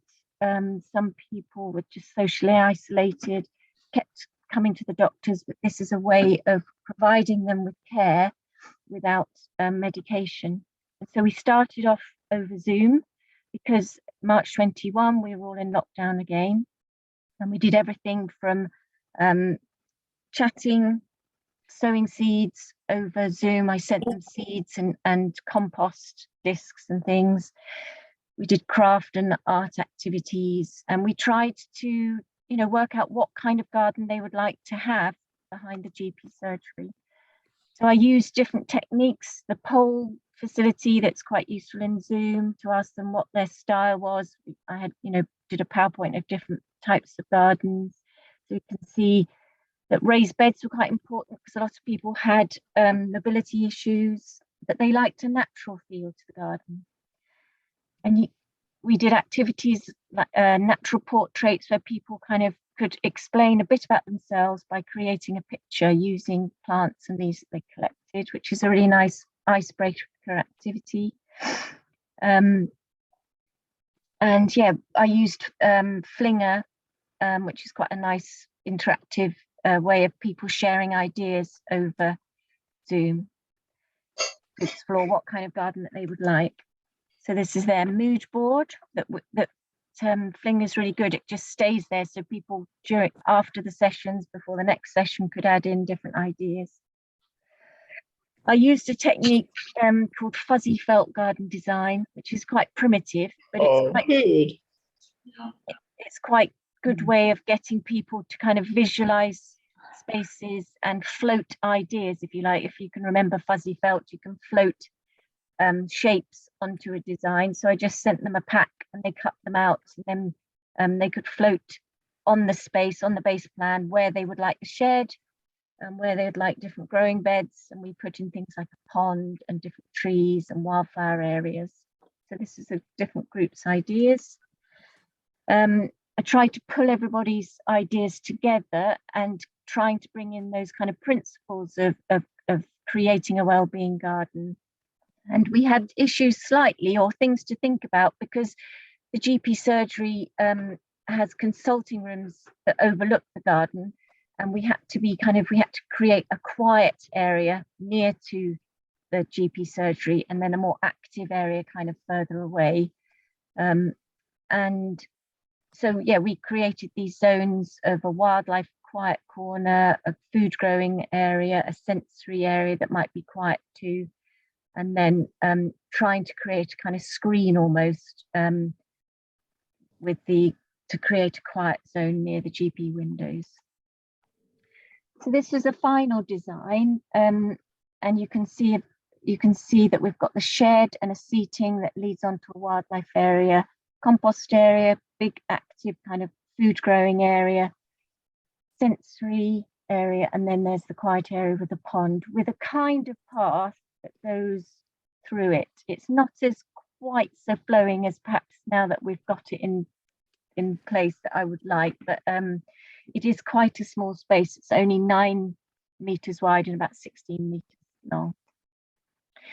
So we were able to meet face to face last year in June, and I brought the group along to Hyde Hall, which is our garden in Chelmsford, for inspiration, which really helped with deciding on what plants they wanted for the garden. And then since kind of early July, we've been meeting once a week, just about 2 to 2.5 hours, and with no extra help, all volunteer work, we have been creating the garden. And it's great in that, you know, it's been chipping away slowly, cutting back some of the old shrubs, creating planters that people in wheelchairs can reach, or people who have, you know, mobility issues can easily garden in. As well as, you know, each week I make sure that there's a kind of garden craft activity, something a bit physical if that's what you're feeling like doing. There's always time to chat and have refreshments, or sit alone if that's what you want to do. So you can see the shed coming into shape. We used these planters that were left over from the first lockdown, when another charity had created these single story raised beds, and we joined them together to make higher raised beds. And we've got these little benches, and they just make really easy gardening actually. And they grow quite well. They're kind of, the slugs keep off them, and the soil is nice and warm, so we're getting some, you know, good early harvests. And you can see how the group just get on and do stuff every week, and they've done a lot of the building, all the building themselves really. So we're rolling on this spring to another GP surgery, which is in the same partnership as Tennyson, and we're creating again a very small garden space, but to be used this time for dementia patients and their carers. And I'm hoping to involve the garden apprentices in the design and build. So just to summarise my reflections on creating a garden at a GP surgery. I think it's worked really well, because obviously we've had this huge support from the GP surgery. They funding wise, the whole thing has been done on a shoestring, but they did pay for a new entrance from the park, and the park gave permission, and then the new entrance, you have to walk through the park and then into the back of the GP surgery. We've had other funding from local council for the shed, and then the RHS put in just a small amount of £500. So the whole thing has come in really at, you know, less than kind of £3,000, including the gate, which was £1,500. I think from talking to other gardening projects, again, another thing that's really helped is having the link worker really invested in the project. So the first link worker I worked with just literally prescribed people onto the project, and I met them over Zoom. But the new link worker comes every week. She loves gardening, and she uses the time to talk to different people. So new people might come along just for a chat and may not join the gardening group, but it's just a place they can come and meet Julie.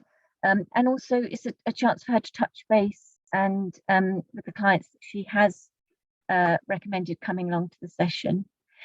I think it's really important that somebody coming along gets a really good induction and has their hand held, if you like, with or by the link worker, and not just kind of dropped off.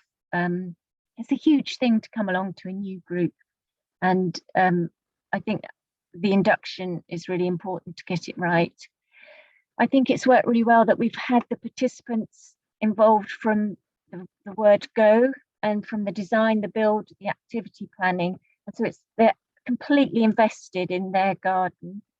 They've formed friendships that are beyond the gardening group, and they meet now. And some of these people, you know, literally would say, I haven't spoken to anyone all week. And we keep connected now through WhatsApp and other Zoom sessions if the weather's bad, for example.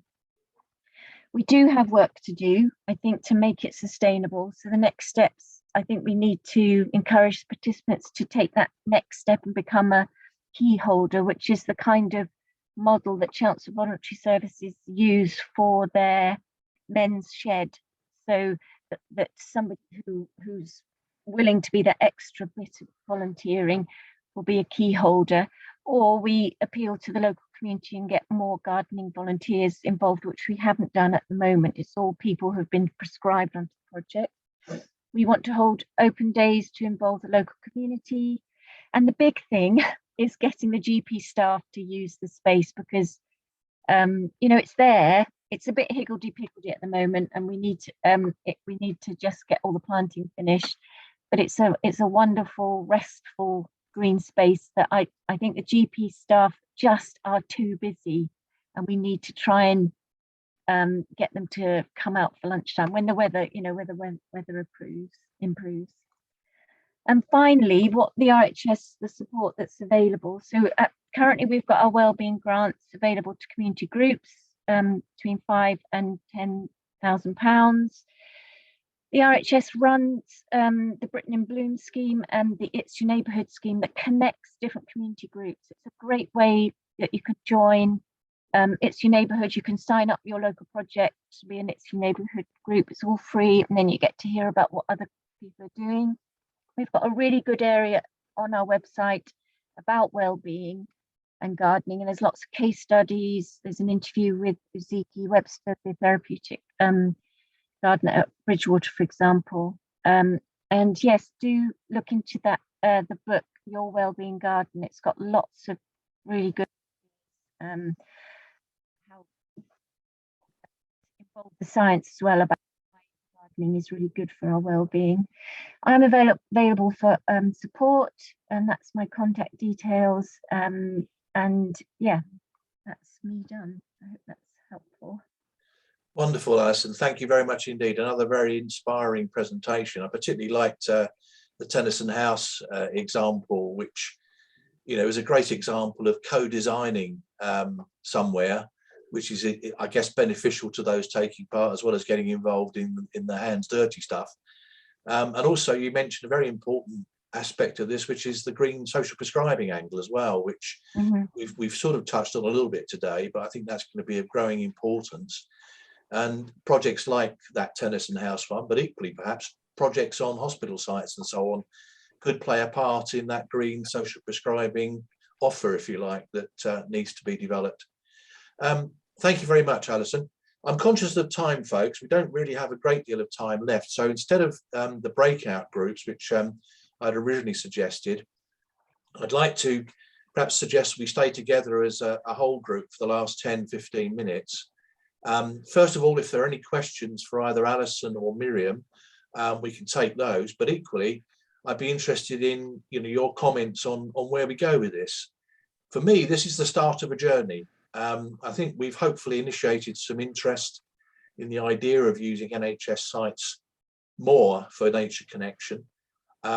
The green plan route I've referred to is one way of trying to, if you like, encourage that. But equally, I suppose, there's the opportunity for people on the call today and others to come together in a collaborative way to share ideas, to share support, to share expertise and so on. And so take the whole, if you like, approach to this across Norfolk and Waveney forward in a really positive way, with the sort of support that we can get from the NHS Forest, from the RHS and other agencies perhaps. So that's an area I'd particularly be interested in your views on. But first of all, any questions or comments on what either Miriam or Alison have said, please?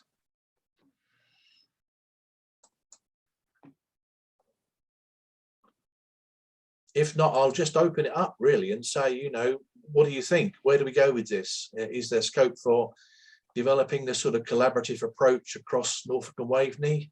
Is that going to be too cumbersome, too unwieldy? What do you think? Anna, welcome, Anna. Nigel.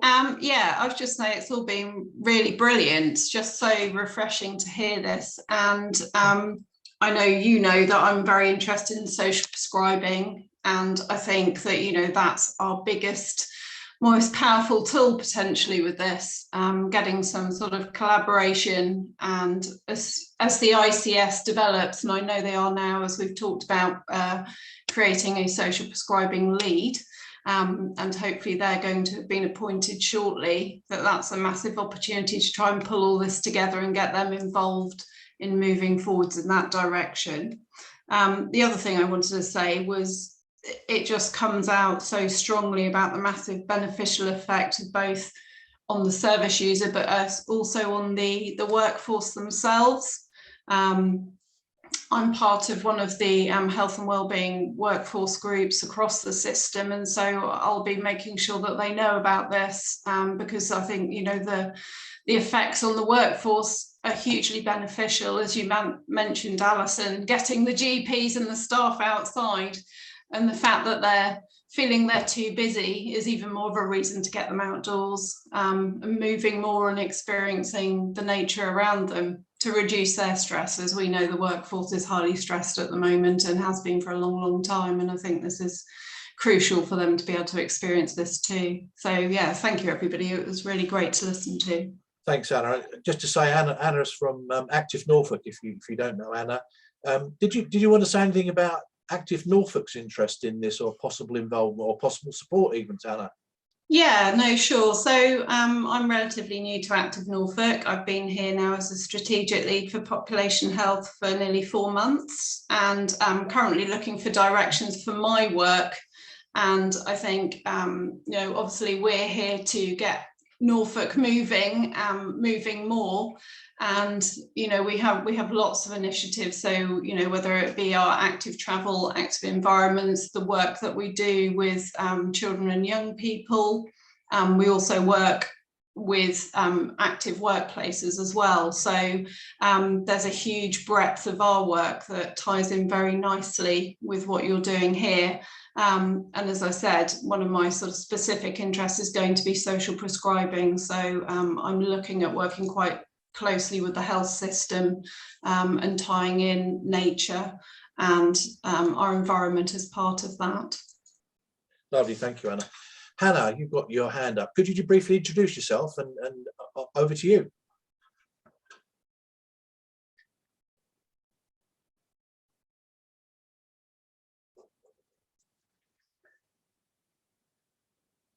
Can't hear you for some reason.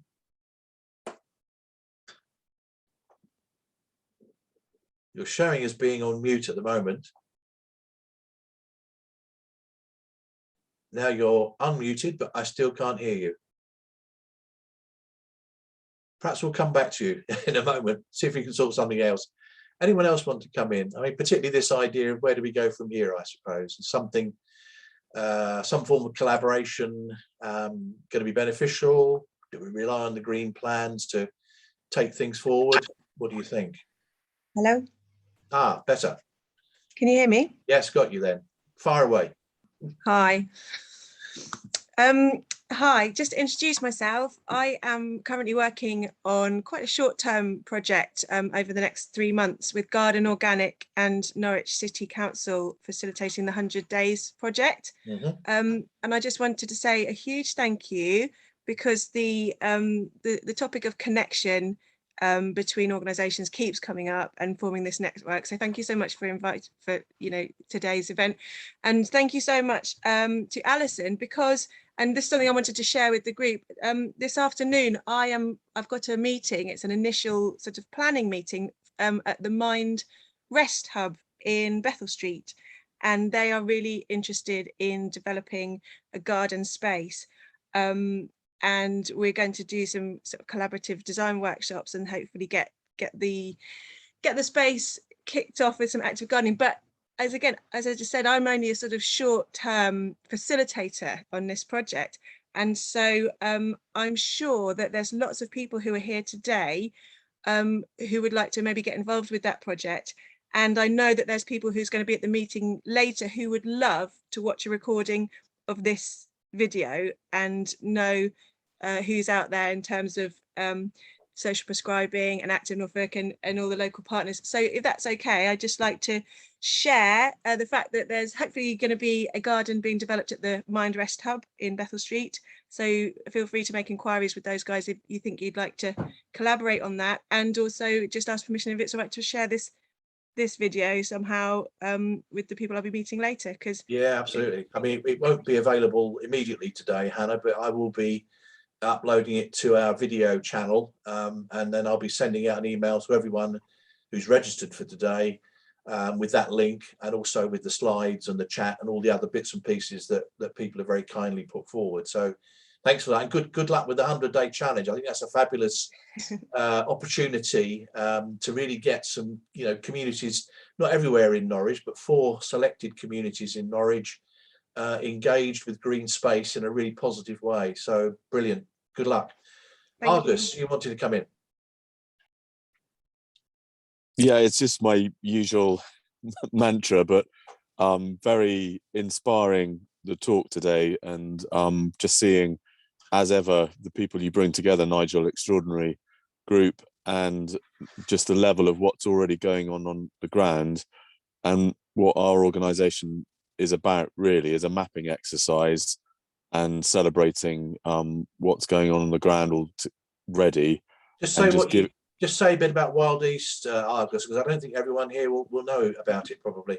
We're quite a young organisation. We've about a year and a half old, and it's the idea behind it is to create an identity within East Anglia for regenerative approaches to nature recovery and a sort of democratization of nature recovery across the region, across all land uses. And this is really very much in the spirit of it, that it's not just in nature reserves, and it's not just on farmland, that hospitals and the natural health and can be interconnected.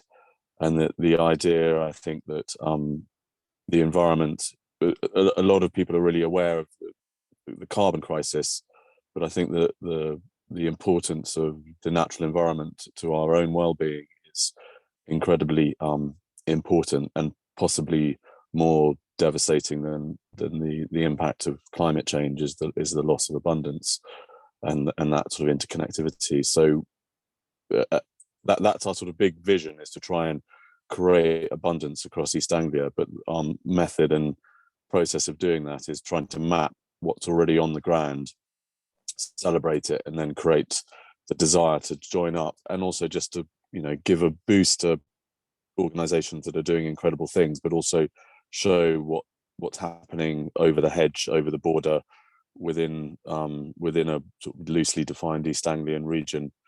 So this really exciting, and I think and any of the projects that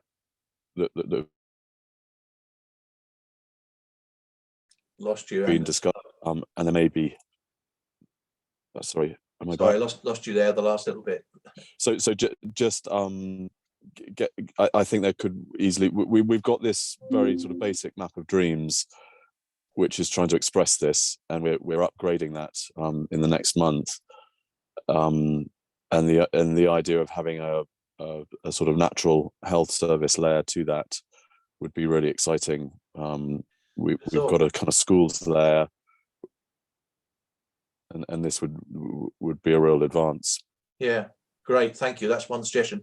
People take a look at the Wild East website, which is pretty amazing, I have to say. And as you say, there's a work in progress on the mapping side of things as well, which is really exciting. Thanks for that. Dave, welcome, Dave. And we've got a really... Sorry, go on. Sorry. It was just the newsletter as well. So we do a monthly newsletter, and it could be that this could be a focus of the newsletter. And we have about 5,000 to 6,000 subscribers to it at the moment, and it's a beautiful thing, and it really engages with a subject each month. So if anyone wants to be in that, please make contact as well. Thanks very much. Great. Thank you. Dave, over to you. but just explain who you are as well, please. Yeah, thanks, Nigel. Yeah, hello everybody. My name's Dave Smart. I'm the manager of the Norfolk and Suffolk Nature Recovery Partnership, which some of you I know are aware of. So it was just really me saying hi and to put myself out on this network. I've already started to reach out to kind of some of you with a view to providing advice to any of you who want to get more involved in nature recovery projects in your own area, but also to make you aware of a new piece of work that's coming, which is called the Local Nature Recovery Strategy, which is a mechanism which is rooted in the Environment Act, and which it's likely that both Suffolk and Norfolk County Councils will be required to deliver. But it will be a really good opportunity for the healthcare sector in particular to become engaged in nature's recovery, because the whole idea is that new initiatives, new opportunities for nature can be identified by a very broad, a very wide consultation. So we will be looking as local authorities to engage with you, the healthcare sector, as fully as we can. So we'd like your help in working out how to do that so that your views can be incorporated, and there can be a plan which will hopefully result in the realization of some of your ideas for these new initiatives. So Nigel's got my contact details, but perhaps I'll put my email in the chat. And if any of you want to get involved and speak to me, that'd be great. Thank you. Thank you, Dave. And I say that for everyone, if you'd like your details to be shared, please use the chat to do that in the last few minutes that we've got. Anyone else want to come in? I mean, so far we've had comments about the potential, I guess, to plug into the development of social prescribing in terms of nature connection. We've had, I guess, the possibility, the potential of plugging into larger scale things, whether that's Wild East in terms of promoting the NHS angle on improving biodiversity, or indeed, as Dave has said, the sort of the nature recovery strategy angle, which is going to again become more prominent as we go forward. Any other thoughts on how we take this forward? I mean, would it be worth having some sort of follow-up event to today, for example, once the green plans that I've mentioned have been published, and just to see what they contain and reflect on those, and maybe see whether there are opportunities in there for different participants with us today and others not here to get involved in some way. Just a thought. Thumbs up from Anne and from Eagle P. And from Anne, yes, right, okay. Any other comments? If not, I think we're coming up to 1 o'clock and I'm determined to finish on time. So it just remains, I think, for me to thank you all for your time this morning. I hope you found it useful, interesting, stimulating. Again, a thank you to the people who have gone out of their way to present to us today. Very, very grateful for those inputs, which I think have been brilliant. As I've said already, and I'll repeat myself, I will be following up today with an email to you all and to all those who registered who couldn't be with us to share all that can be shared. And we'll see where we go from here. What I will also do in that email is just to test out, I suppose, that idea of how we take things forward from here, because it seems to me that we've started something today. We've started a journey which I think we ought to continue in some way. I hope you agree. Thanks again. Enjoy the rest of your day, and I'll be in touch. Bye for now. Thank you.